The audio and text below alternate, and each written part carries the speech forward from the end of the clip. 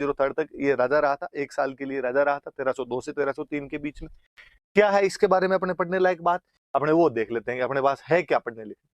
तो पढ़ने वाली बात यह है कि इसके टाइम में अलाउद्दीन खिलजी ने आक्रमण किया था। ये देख लो आप, सिंपल सा कोई क्वेश्चन पूछेंगे कि अलाउद्दीन खिलजी ने जब आक्रमण किया था तब मेवाड़ का राजा कौन था, तो मेवाड़ का राजा अपने को दिख रहा है भरतन सिंह था। अब वही बात है कि अलाउद्दीन खिलजी का आक्रमण कब हुआ, उस आक्रमण के क्या कारण थे, उस आक्रमण के क्या परिणाम निकले थे, क्या कॉन्सिक्वेंस हुए उसके, क्या कोजेज रहे थे, उन सब के बारे में अपने देख लेंगे कि क्या क्या बातें हैं, क्या क्या बातें नहीं।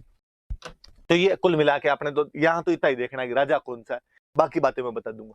तो राजा तो कौन सा, तो राजा है अपना रतन सिंह। इसके बारे में, इसके टाइम की सबसे बड़ी घटना तो अलाउद्दीन खिलजी का आक्रमण।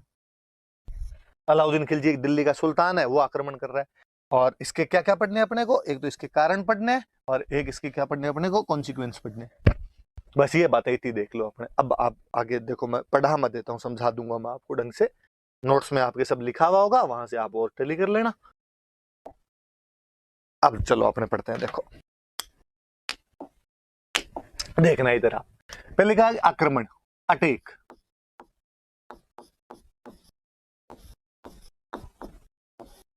किसने किया, तो हमने वापस लिख रखा है कि अलाउद्दीन खिलजी। अलाउद्दीन खिलजी नाम का एक राजा था और उसने अटैक किया। कब किया, अभी ये याद रखने वाली बात, 1303। ये याद कर लेना, कोई क्वेश्चन यहां से बना लेगा कि अलाउद्दीन खिलजी ने चित्तौड़ पर आक्रमण कब किया था, तो 1303 में आक्रमण किया था। उस टाइम राजा कौन था, तो उस टाइम राजा रतन सिंह। स्वाभाविक सी बात है, कोई आक्रमण होगा तो उस आक्रमण के कुछ कारण होंगे। तो अलाउद्दीन खिलजी ने भी आक्रमण क्यों कर दिया, अपने इसके कोजेज देख लेते हैं, रीजंस देख लेते हैं इसके कि क्या कोजेज रहे होंगे इसके। देखो एक तो स्वाभाविक सा, एक सिंपल सा कारण होता है कि कोई भी एक राजा दूसरे राजा पे अटैक क्यों करेगा। इसका कारण ये कि कोई भी राजा अपने साम्राज्य का विस्तार करना चाहता है। सब में एम्बिशंस होते हैं कि वो जो अपना एम्पायर है उसको बढ़ाए, उसका और विस्तार करे, उसका एक्सपांशन करे। अलाउद्दीन खिलजी तो खुद यही चाहता था कि वो अपने साम्राज्य का विस्तार कर ले। और हम कहते हैं कि साहब, जो दिल्ली के मुसलमान राजा हुए थे उनमें अलाउद्दीन खिलजी पहला राजा है जो साउथ इंडिया भी चला गया था और साउथ इंडिया को भी जीतने की कोशिश करता है। तो आप देख लो, जो इतना साम्राज्यवादी राजा होगा, इतना ज्यादा एम्पेरियलिस्टिक पॉलिसी जो अपनाएगा, क्या वो दिल्ली के पास में राजस्थान को जीतने का प्रयास नहीं करेगा, ऑब्वियस सी बात है करेगा। तो एक कारण तो ये था कि अलाउद्दीन खिलजी जो है, उसकी जो साम्राज्यवादी नीति थी, उसकी जो एम्पेरियलिस्टिक नीति थी, एम्पेरियलिस्टिक जो उसकी पॉलिसी थी, उसकी वजह से, साम्राज्यवादी नीति की वजह से वो चित्तौड़ को जीतना चाहता था। स्वाभाविक सी सीधी सी बात समझ में आ गई, इसलिए उसने आक्रमण किया था। बड़ा कारण हमेशा कोई अटैक लिखवा ले मेंस में, कभी आपको और दिमाग में आया नहीं है, एक तो ये पक्का ही चिपका देना, या इस वजह से करना चाहता था। और क्या कारण रहे होंगे, और जब हम किताबें पढ़ते हैं उनमें कारण देखते हैं तो अपने कारण मिलता है कि चित्तौड़ का स्ट्रेटेजिक इंपॉर्टेंस थी। और केवल स्ट्रेटेजिक ही नहीं, उसकी इकोनॉमिक इंपॉर्टेंस भी थी। मैं समझा दूंगा कैसे क्या, देख लो आप। एक तो स्ट्रेटेजिक को तो अपने हिंदी में कह देंगे सामरिक, और इकोनॉमिक तो अपने को समझ में आ ही रही है, आर्थिक का दो, व्यापारिक का दो, कुछ ही का दो। कैसे, देखो मैं बताता हूं। पहले अपने इसको बोल रहे हैं कि उसकी सामरिक, सामरिक उसका महत्व था, इंपॉर्टेंस थी, स्ट्रेटेजिक इंपॉर्टेंस हुआ करती थी। क्या स्ट्रेटेजी रही होगी, क्या इंपॉर्टेंस रही होगी चित्तौड़ की, तो चित्तौड़ की इंपॉर्टेंस ये है कि चित्तौड़ का किला एक पहाड़ पे बना हुआ है। कल ही मैंने बताया था कि जैतर सिंह ने जब उसके टाइम में नागदा लूट लिया था, तो उसने कहा भाई साहब, प्लेन में राजधानी नहीं होनी चाहिए, राजधानी कोई ऐसी जगह हो, पहाड़ों के ऊपर हो, चारों तरफ से घिरा हुआ हो, ताकि जल्दी से दुश्मन आके कम से कम लूट तो नहीं सके, कोई आनिया बानिया आके लूट मार तो नहीं करके जा सके। इसलिए पहाड़ों में राजधानी बनाई हुई। तो चित्तौड़ का किला बड़ी ऊंचाई पर बना हुआ किला, बहुत चारों तरफ से बड़ा रैम्पार्ट बना हुआ उसका, बड़ी चौड़ी दीवार बनी हुई उसकी, और जल्दी से न तो कोई किले पर पहुंच सकता है, न कोई किले की दीवार को तोड़ सकता है। फिर और सुनो, आज भी आप कभी चित्तौड़ का किला देखने जाओ तो आप नोटिस करना, चित्तौड़ के किले की बाउंड्री इतनी बड़ी है, मतलब कि उसके अंदर एग्रीकल्चर तक होती है, वाटर रिसोर्सेज खूब सारे, कुंड वगैरह उसके अंदर बनाए हुए। इसका मतलब था कि यदि कभी जरूरत पड़ जाए, ऐसा लगे कि घेर लिया गया है, बड़ा आक्रमण हो गया है, तो आप अपनी पब्लिक को किले के अंदर ला के रख सकते हैं, और अंदर खाने पीने की भी पूरी व्यवस्था की जाए। स्टोरेज है, तो स्टोरेज बहुत अच्छे थे, और युद्धों के टाइम में स्टोरेज के बहुत अच्छा महत्व हुआ करता था। तो एक वो भी बड़ी बात थी। किस वजह से भी चित्तौड़ का महत्व बढ़ रहा था। अब अलाउद्दीन खिलजी को ये क्यों चाहिए, वो तो दिल्ली बैठा है, उसको चित्तौड़ में आगे क्या करना है। ये वो समय था जब भारत पर मंगोलों के आक्रमण हो रहे थे, मंगोल आक्रमणकारी थे, वो लगातार अटैक कर रहे थे।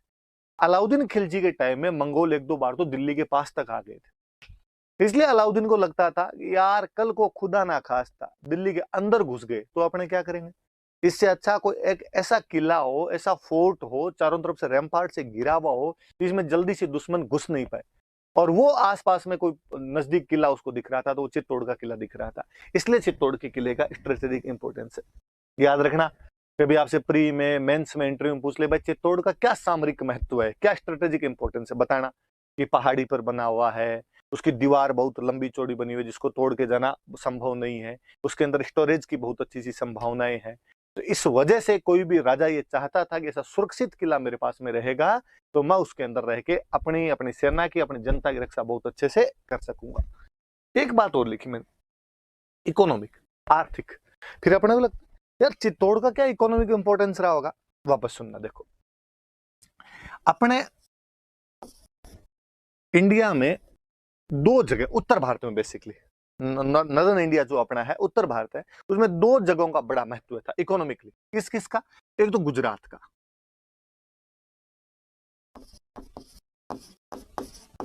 गुजरात का ऊपर वाला ये मान लो इतना वाला पोर्शन, गुजरात वाला पोर्शन। और एक जगह जो थी ये अपना इधर वाला राजस्थान कर लो, तो एक जगह अपने राजस्थान की लगती हुई मालवा। इन दो जगह का बहुत इंपॉर्टेंस हुआ करता था, एक तो गुजरात का और एक मालवा का। मालवा कहां पे आता है, एमपी, अपने मेवाड़ के टच करता हुआ जो एमपी का पोर्शन है उसको हम मालवा बोलते हैं। कभी आपने कोई डिस्ट्रिक्ट के नाम सुने, देखो मंदसौर, उज्जैन, रतलाम, नीमच, ये वाला जो इलाका इसको अपने क्या बोलते हैं, मालवा। हरा भरा प्रदेश, बहुत अच्छी सी खेती होती है, जहां पर जितनी ज्यादा खेती होगी वहां से उतना ही ज्यादा रेवेन्यू मिलेगा, जहां से जितना ज्यादा रेवेन्यू मिलेगा वो राजा उतना ही शक्तिशाली होगा, जो राजा जितना अधिक शक्तिशाली होगा उसके पास उतनी बड़ी सेना होगी, जिस राजा के पास जितनी बड़ी सेना होगी वो उतना ही बड़ा साम्राज्य विस्तार कर लेगा। इसलिए दिल्ली में बैठा हुआ हर सुल्तान चाहता था कि मालवा के ऊपर कब्जा कर ले, तो मालवा में कब्जा करना जरूरी था। ठीक है, फिर गुजरात, गुजरात में पोर्ट लगता है, समुद्र का कोस्टल एरिया था, और अपने अरब यात्रियों की तरफ से अरब जितने भी मर्चेंट आया करते थे उनके द्वारा जो भी ट्रेड किया जाता था वो जो सारे पोर्ट थे वो गुजरात वाले पोर्ट थे। इसलिए जिसके पास गुजरात वाले पोर्ट रहेंगे वो अरबों से, अरब जो मर्चेंट है उनके साथ में व्यापार बहुत ढंग से कर पाए। फिर वो मिडेवल चल रहे हैं, मिडेवल में युद्ध ज्यादा हो रहे हैं, युद्धों में सबसे अच्छी जरूरत किसी की, तो घोड़ों की जरूरत थी, और जो अरेबिक हॉर्सेस थे वो सबसे अच्छे माने जाते थे। इसलिए अरबी घोड़े किसके पास ज्यादा आएंगे, जिसके पास पोर्ट्स होंगे, पोर्ट्स होंगे तो ट्रेड ज्यादा अच्छा करेगा, तो घोड़े भी उधर से ज्यादा मंगवा लेगा। इसलिए कोई भी दिल्ली का राजा गुजरात पे भी कब्जा करना चाहता है। ठीक है, दो चीजें, ट्रेड के लिए गुजरात, एग्रीकल्चर के लिए मालवा, दिल्ली वालों को कब्जा करना है। लेकिन ऐसा कहते हैं कि दिल्ली से मालवा और दिल्ली से गुजरात दोनों जगह जाने का जो रास्ता था वो अपने चित्तौड़ के बीच से होकर जाया करता था। यदि आपको दिल्ली से गुजरात जाना है तो भी आपको चित्तौड़ के अंदर से होकर जाना पड़ेगा, आपको दिल्ली से मालवा जाना है तो भी चित्तौड़ की बाउंड्री से होकर जाना पड़ेगा। इसलिए अलाउद्दीन खिलजी को लगता था कि यदि मैं चित्तौड़ पे कब्जा कर लेता हूं तो मैं गुजरात और मालवा का जो कंट्रोल है वो बहुत ढंग से कर पाऊंगा। क्योंकि एक लफड़ा और होता था, देखो होता क्या है कि जो पैसे वाले राजा होते गुजरात मालवा के, भाई यहाँ पे अलग राजा बनते। अब मान लो अलाउद्दीन खिलजी आया और अलाउद्दीन खिलजी ने आके उनको हरा दिया, गुजरात के राजा को हरा दिया, मालवा के राजा को हरा दिया, और हरा के उनको कहा कि आज के बाद रे तुम टैक्स मेरे को दोगे, उनका ठीक हिसाब दे देंगे। अब अलाउद्दीन खिलजी उनको धमकियां देके पैसे वैसे लेके उनके पास से घोड़े वोड़े लेके यहाँ से वापस चला गया दिल्ली। और जैसे वो दिल्ली पहुंचा और गुजरात और मालवा वाले राजाओं ने कहा कि हम तो आज रुपए देंगे, कल रुपए देंगे, क्योंकि तब इतना कम्युनिकेशन था नहीं, ट्रांसपोर्टेशन था नहीं, तो सब जानते थे कि यार बार बार दिल्ली से गुजरात और दिल्ली से मालवा आना इतना इजीली पॉसिबल नहीं है, और ये दोबारा आएगा वापस जाएगा वापस आएगा ये इसके लिए संभव नहीं है। तो एक बार आगे लूट मार करके चला गया, अब कई साल बाद में आएगा, तब तक नहीं भेजेंगे तो नहीं भेजेंगे, इसलिए राजा मना कर दिया करते थे। लेकिन अलाउद्दीन को पता था यदि चित्तौड़ में मेरा बंदा बैठ गया तो चित्तौड़ से गुजरात भी कंट्रोल हो जाएगा और चित्तौड़ से मालवा भी कंट्रोल हो जाएगा। इसलिए चित्तौड़ का स्ट्रेटेजिक इंपॉर्टेंस भी है और चित्तौड़ का इकोनॉमिक इंपॉर्टेंस भी है, तो ये याद रख लेना। कि कोई पूछेगा भाई अलाउद्दीन खिलजी ने चित्तौड़ पर क्यों हमला किया, क्योंकि चित्तौड़ का सामरिक महत्व है। कैसे, मैंने बता दिया, किले की वजह से। इकोनॉमिक क्यों है, क्योंकि दिल्ली से गुजरात और दिल्ली से मालवा वाला जो रास्ता है वो कहां से होकर गुजरता था। आप मेवाड़ को तो मेवाड़ का दो, चित्तौड़ को तो चित्तौड़ का दो। और देखते हैं इसके बाद में, देखते हैं अपने और कौन कौन से रहे होंगे आपके, इसके बाद में क्या इंपॉर्टेंस रही होगी इसकी। और अब देखो, मैंने एक बात बताई आपको कि दिल्ली से गुजरात जब जाते हैं तो रास्ता अपने मेवाड़ के अंदर से होके जाता था। 1299 के आसपास में यही अलाउद्दीन खिलजी गुजरात पर अटैक करने के लिए जा रहे हैं। दिल्ली से गुजरात जाएंगे तो रास्ते में क्या आएगा, मेवाड़। और मेवाड़ के अपने राजा हुआ करते थे समर सिंह। ये जो हम रतन सिंह पढ़ रहे हैं, इसके पापा समर सिंह एक राजा हुआ करता था। और अब आप किसी के घर के अंदर से निकलोगे तो उसे रास्ता तो मांगना पड़ेगा। गांव में चाचा जी के खेत से निकलते तो भी रास्ता मांगना पड़ता है। और अलाउद्दीन ने समर सिंह को कहा, समर सिंह जी मेरे को गुजरात जाना है, आपके घर के अंदर से होके जाना है, प्लीज थोड़ा रास्ता दे दो। समर सिंह ने कहा भाई साहब रास्ता दे देंगे, लेकिन टोल टैक्स लगेगा। रास्ते का कर लगता है, आप कहीं जा रहे हो तो बीच में टोल बने होते हैं। तो उसने कहा मेरी जगह से जाओगे तो आपको टोल देना पड़ेगा, रास्ते का कर देना पड़ेगा, मार्ग कर देना पड़ेगा आपको। अलाउद्दीन ने कहा यार स्टाफ तो चलाओ कम से कम, आप राजा हो मैं राजा हूं, ये तो मत लो यार, मैं आपको थोड़ी छेड़ रहा हूं कोई। उसने कहा कि नहीं, ये तो आपको देना ही पड़ेगा। अलाउद्दीन खिलजी ने कहा ठीक है मैं एक बार दे जाऊंगा, मैं फंसा हुआ हूं, मेरे गुजरात जाना जरूरी है, पर वापस आते टाइम तेरे को मारूंगा मैं। उसने कहा वापस आते टाइम किसने देखी रहे, जो करेंगे वो करेंगे, अभी तो तू एक बार दे के जा। बेचारा अलाउद्दीन खिलजी समर सिंह को टैक्स दे के गया वहां पे। समर सिंह ने गुजरात जाते समय अलाउद्दीन खिलजी से टैक्स ले लिया। अलाउद्दीन खिलजी तो गुजरात लूट लाट के वापस चला गया, और वो तो शायद इस बात को भूल भी जाता। पर होता क्या है जी, आपके जो आस पड़ोसी होते हैं वो कई घटनाओं को भूलने नहीं देते। अब जो अलाउद्दीन खिलजी के आसपास वाले थे वो अलाउद्दीन खिलजी को छेड़ते। दरबार लगा हुआ अलाउद्दीन खिलजी का, कोई सामने दरबारी बैठे। अलाउद्दीन खिलजी कभी कहे कि मैंने पूरा हिंदुस्तान जीत लिया है, मैं सिकंदर दूसरा सिकंदर हूँ, जैसे सिकंदर ने दुनिया जीती थी मैं दुनिया जीत लूंगा। और आगे जो बैठे हुए तो एक दूसरे की तरफ देख के आंखों आंखों में इशारे करके हंसते। अलाउद्दीन कहते क्या हो रहा है, किस बात पे हंस रहे हो। नहीं नहीं क्या, मैं तो यूं ही किसी बात पे हंसी आ गई थी। नहीं नहीं बताओ क्या बात है। ना ना कोई पुरानी बात याद आई थी।